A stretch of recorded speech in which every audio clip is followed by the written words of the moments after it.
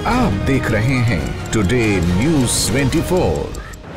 शेख हसीना बांग्लादेश छोड़ भारत आई, साथ क्या क्या लाई, बैंक बैलेंस का क्या हुआ। शेख हसीना ने जब ढाका छोड़ा तो वो अपने साथ बहुत ही कम और जरूरत का सामान ही भारत लेकर आ सकी।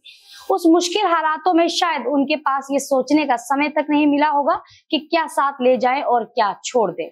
उस समय जान बचाना ही सबसे बड़ी उनके लिए चुनौती थी।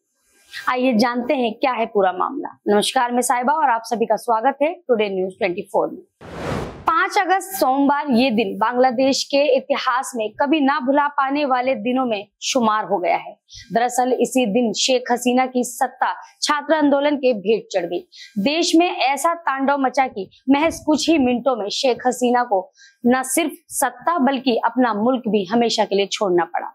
वो 45 मिनट उनकी 15 साल की सत्ता पर भारी पड़ गए, आनन फानन में। तो वहीं दुनिया ने वो तस्वीरें भी देखी जब शेख हसीना के सरकारी आवास से प्रदर्शनकारी कीमती सामान लूट कर ले जा रहे थे। इस बीच सबके जहन में एक सवाल ये भी उठ रहा था, शेख हसीना बांग्लादेश से खाली हाथ आई हैं या अपने साथ कुछ लेकर भी आई हैं। विरोध प्रदर्शन के बीच शेख हसीना सेना के विमान से ढाका से भारत पहुंची। इसके लिए उन्होंने सेना के AJAX1431 विमान का इस्तेमाल किया। वो इस विमान से अगरतला होती हुई भारत पहुंची। दरअसल सेना ने उनको एक ऐसे एयरबेस से भारत पहुंचाया, इस पर कोई आता जाता नहीं है। इसका इस्तेमाल सिर्फ सेना ही करती है। हसीना जब ढाका छोड़ रही थी तो अपने साथ सिर्फ 2 बड़े सूटकेस ही ला सकी। इसके महज 45 मिनट में देश छोड़ने का फैसला उनके लिए आसान नहीं था। ऐसे में उनको कुछ और अपने साथ लाने की बात सूझी भी नहीं होगी। शेख हसीना अपने बांग्लादेश के बैंक अकाउंट से एक भी पैसे का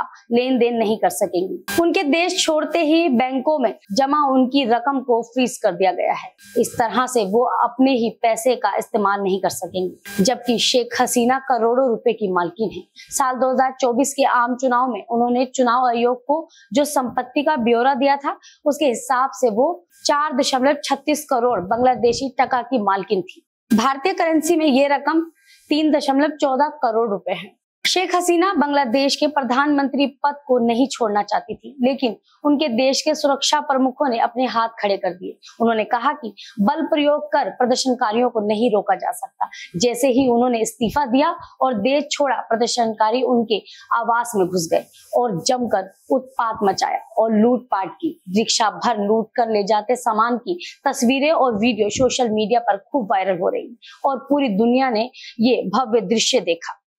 तो ये थी हमारी बांग्लादेश से जुड़ी खबर। इसी तरह की खबरों के लिए हमारे चैनल को सब्सक्राइब करें, बेल आइकन दबाएं और हाँ, लाइक करना बिल्कुल न भूलें।